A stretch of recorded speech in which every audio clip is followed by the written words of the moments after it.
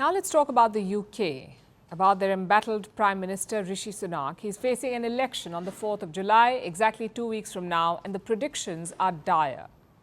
Sunak's Conservative Party, also known as the Tory Party, is facing a rout. That's what opinion polls say. They're looking at their worst defeat since 1997, when they were reduced to 165 seats. This time, the Tories could struggle to hit triple digits.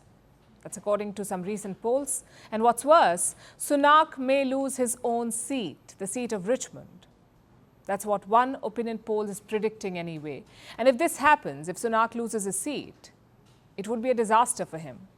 It would be the first time in British history that a sitting Prime Minister would have lost their seat. And this constituency is a Conservative Party stronghold. The Tories or Unionists have held it since 1910.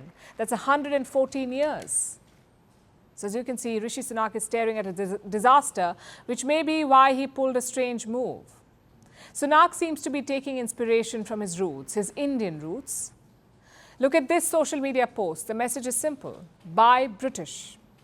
Now, every Indian knows this sentiment. It goes back to India's freedom struggle, to Mahatma Gandhi and his famous Swadeshi movement.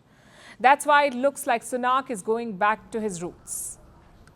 He's at risk of being ousted by the British, so he's taking inspiration from a man who routed the Brits instead. It's certainly a unique campaign strategy, trying to get Britain to go Swadeshi. And it has led to some hilarious reactions on social media. But there's a small problem here. Britain hasn't been self-reliant in food for centuries. Remember colonialism? The British Empire where the sun did not set. Do you remember how it started? It was with the East India Company coming to India for tea and spices and eventually everything else. This was how Britain built an empire, but it also had a side effect. Indigenous British food was supplanted by food from around the world. Centuries of mooching off foreign lands can do that. And this wasn't really a bad thing for the UK, especially when you think of what traditional British cuisine is: fish and chips, beans on toast, and turnips. We are drawing a blank on other examples. Because for years, no one had to remember the bland stuff. The British themselves had swapped their boring diet for plates of chicken tikka masala, which had become their national dish.